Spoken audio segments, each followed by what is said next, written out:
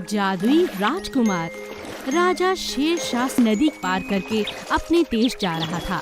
राजा के साथ उसकी रानी भी थी। रानी माँ लक्ष्मी की भक्त थी। अचानक बहुत तेज तूफान आ जाता है। जहाज डगमगाने लगता है और राजा, उसके सैनिक सभी बहुत डर जाते हैं। सभी भगवान का नाम लेने लगते हैं। लक्ष्मी जी आते हैं और राजा से कहती हैं, राजा, तेरी रानी मेरी भक्त है, इसीलिए मैं तुम्हारी सहायता कर रही हूँ। माँ लक्ष्मी उसको बचा लेती है। फिर राजा माँ लक्ष्मी का धन्यवाद अदा करता है। राजा, मैं तुम्हारे पुत्र को जानवर का रूप बदलने की शक्ति देती हूँ। वो जब चाहे कोई भी जानवर में खुद को बदल सकता है। राजा और रानी बहुत खुश हो जाते हैं। रानी के पुत्र होता है और वो बड़ा हो जाता है। राजा कुमार को उसकी शक्ति के बारे में नहीं बताता। एक दिन राजकुमार जंगल में चला जाता है। राजकुमार जंगल में कभी शेर बन जाता है तो कभी भालू, और जब वो पक्षी बना फिर वो हवा में उड़ते उड़ते राजा खेमचंद के महल में पहुंच गया। वहां राजकुमार को पता चला कि राजा खेमचंद अपनी पुत्री छवि के लिए एक बलवान राजकुमार ढूंढ रहे हैं, और राजकुमार फिर उड़ते उड़ते राजकुमारी के कमरे तक पहुंच गया। तुम कौन हो और यहाँ क्यों आए? मैं कुमार हूँ, राजकुमार। मैं किसी भी जानवर या पक्षी का वेश बदल सकता हूँ और पड़ोसी राज्य से आया हूँ, और मैं वहाँ से सीधा उड़कर तुम्हारे महल में पहुँचा हूँ, तुम्हारे पास। मुझे तो कुछ समझ नहीं आ रहा, पर मुझे तुम अच्छे लगे। मैं भी तुम्हें पसंद करता हूँ और तुमसे शादी करना चाहता हूँ। मेरे पिताजी ने मुझसे शादी करने के लिए एक शर्त रखी है। मेरे पिताजी की तलवार जो सबसे पहले ढूंढ कर लाएगा, उसी से मेरी शादी होगी। राजकुमार राजा खेमचंद की सेना में चला जाता है। फिर एक दिन राजा खेमचंद अपनी सेना लेकर दूर जंगल में पहुंच जाता है और वहां जाकर अपनी सेना से कहता है, सैनिकों, आज से प्रतियोगिता शुरू होती है। जो भी मेरी बेटी के पास से मेरी तलवार लेकर सबसे पहले आएगा, मेरी बेटी की शादी उसी से होगी, चाहे वो कोई मंत्री हो या कोई सैनिक। राजकुमार पक्षी का रूप बदलकर जल्दी ही राजकुमारी के पास जाता है और तलवार लेकर आ ही रहा होता है कि रास्ते में उसे नदी दिखाई देती है। फिर वो नदी को प्रणाम करके वहीं रुक जाता है। इतने में तलवार वहाँ से गायब हो जाती है। राजकुमार परेशान हो जाता है और सीधा राजमहल में पहुँचता है, मगर वो ये देखकर हैरान रह जाता है कि राजमहल में पहले ही राजा का एक मंत्री तलवार लेकर वहाँ पहुँचा हुआ था और राजा भी उसके नाम की घोषणा करने ही वाले थे। राजकुमारी सब समझ जाती है कि तलवार तो सबसे पहले राजकुमार लेकर गए थे, ये दूसरा मंत्री कैसे आया। राजकुमारी राजकुमार से मिलती है और सारी बात राजा खेमचंद को बताती है। पिताजी, ये राजकुमार हैं और ये कोई भी जानवर का रूप बदल सकते हैं और महल से सबसे पहले ये ही तलवार लेकर आए थे। राजा खेमचंद सब समझ जाते हैं और दोनों की शादी कर देते हैं। मिट्टी की चिड़िया। गोलू नाम की एक प्यारी सी चिड़िया जंगल में बहुत सुंदर गाना गाया करती थी। सुबह सुबह उसका गाना सुनकर जंगल के सभी जानवरों का मन बहलने लगता था।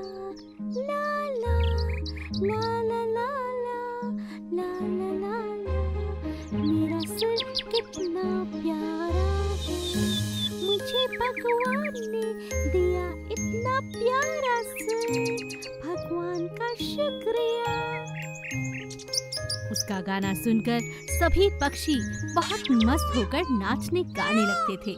हमेशा सबको इस बात से बहुत खुशी मिलती थी, मगर धीरे धीरे सभी की प्रशंसा सुनकर अब गोलू को बहुत घमंड हो चला था।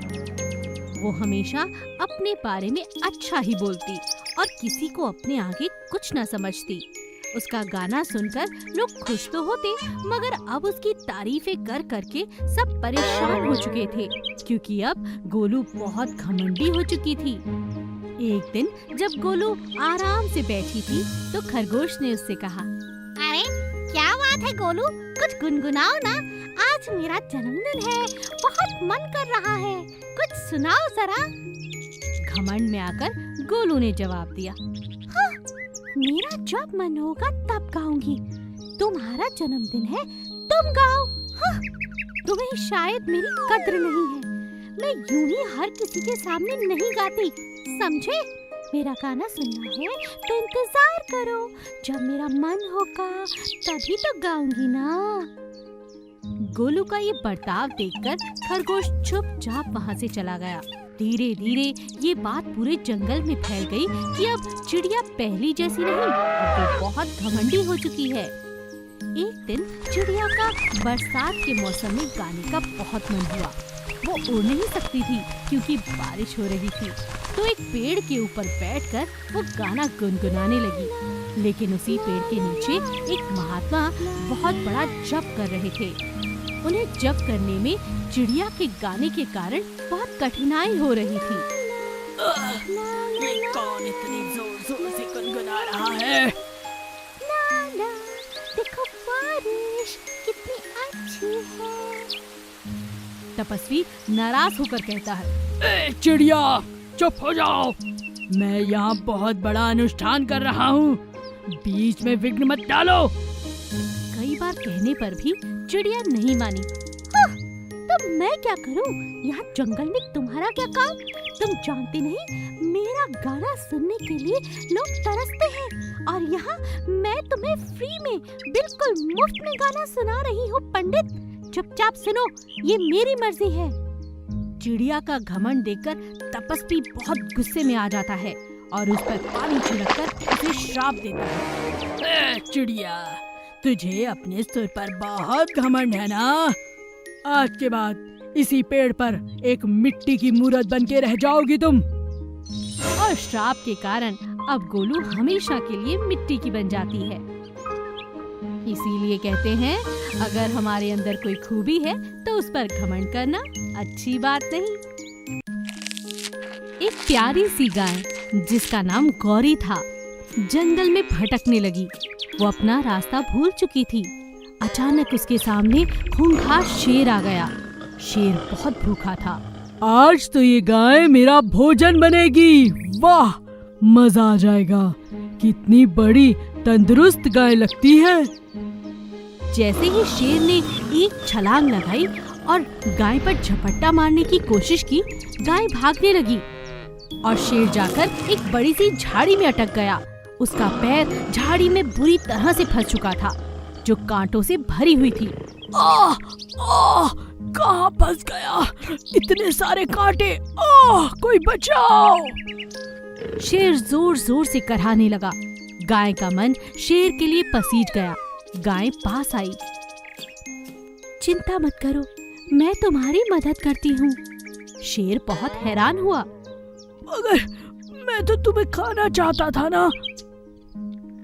तो वादा करो, तुम मुझे नहीं खाओगे? वादा किया। गाय झाड़ी के आसपास के पत्ते खाती है और कांटों से भरी झाड़ी को काट डालती है। शेर उसको धन्यवाद कहता है। गैया, तुमने आज मेरी जान बचाई है। अगर मैं तुम्हारे किसी दिन काम आया तो मुझे बहुत अच्छा लगेगा। दोनों में दोस्ती हो जाती है और दोनों जंगल में आराम से रहने लगते हैं। एक दिन जंगल में एक खूंखार राक्षस आया। वो एक एक करके सभी जानवरों को खाने लगा। एक दिन गैया के सामने राक्षस आ गया। ओ गैया, आज तुझे मैं खा कर रहूंगा।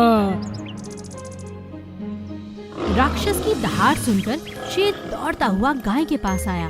उसने देखा कि आज गाय को राक्षस खाने वाला है। उसने आओ देखा न ताओ और वो राक्षस पर टूट पड़ा। राक्षस और शेर दोनों घायल होते चले गए, लेकिन हार मानने को कोई भी तैयार नहीं था।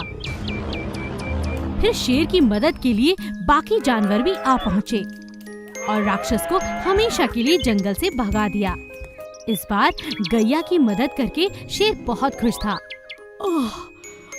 गैया, आज वो दिन आया जब मुझे बहुत अच्छा लग रहा है तुम्हारी मदद करके।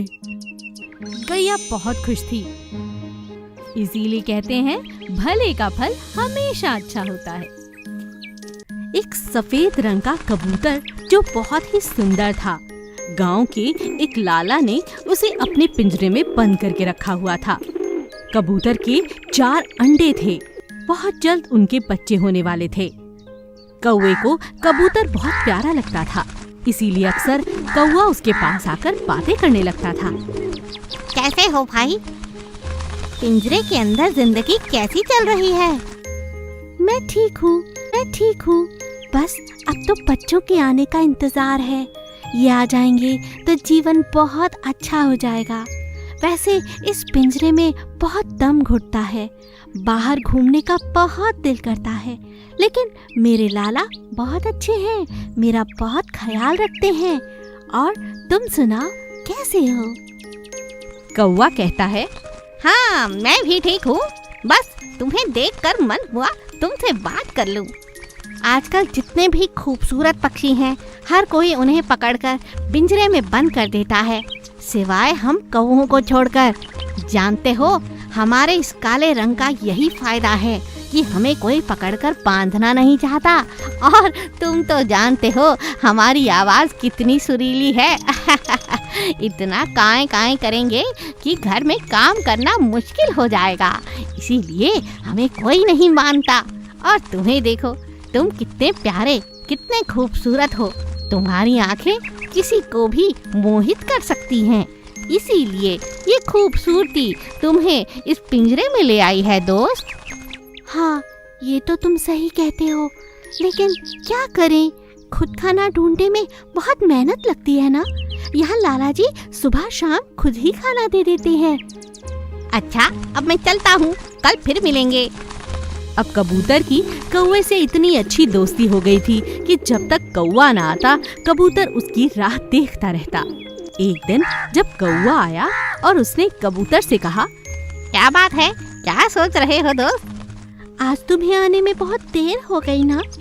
हाँ, जरा दूर निकल गया था। इतना उड़ा कि थक गया, फिर सोचा जल्दी से जाकर तुमसे मिल लूं। जरूर तुम्हें कोई बात कहनी होगी।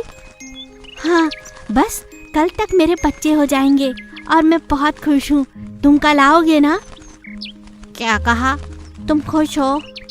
जानते हो, तुम्हारी तरह तुम्हारे बच्चे भी इसी पिंजरे में रहेंगे। क्या ये खुशी की बात है? नहीं, कुछ करो, अपने लाला से बात करो। ये आज़ादी, ये उड़ना, आसमान में आराम से चैन की सांस लेना, एक पक्षी के लिए इससे बड़ी खुशी कोई नहीं होती। कौवे की बात सुनकर कबूतर को एहसास हुआ कि पिंजरे में नहीं, आजाद रहने में ही सबसे बड़ी खुशी है।